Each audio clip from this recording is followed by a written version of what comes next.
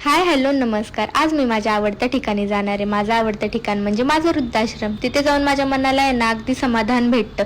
प्रेमाचे, मायेचे, आपुलकीचे 4 शब्द ऐकायला भेटतात. "बाळा, तू बरी आहेस का? तब्येत कशी आहे?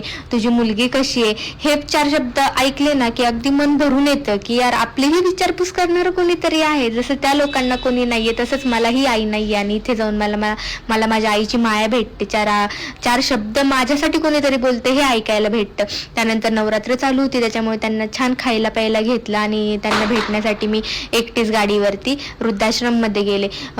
तुमच्याही जीवनामध्ये जर असं तुम्हाला फार पैसा किंवा आपल्या पोरांचं कसं होणार किंवा पुढं आपली काय सोय, आपलं कसं होणार, आपल्याला मुलगीच आहे, मुलगा हवा, या विचारांची अजूनही खूप लोक आहेत.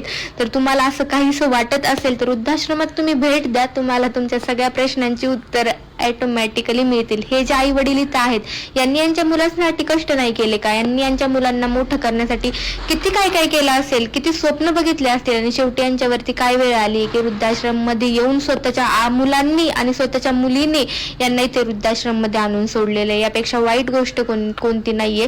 तर खरं तर मला आई नाहीये, त्याच्यामुळे मी वेळ इथे यांच्यासोबत येऊन घालवते आणि मला फार छान वाटतं, फार समाधान भेटतं. 4 घास त्यांच्यासोबत खाल्ले, छान गप्पा मारल्या, थोडा वेळ घालवला आणि आजचा असा काहीसा माझा दिवस होता. Bye bye.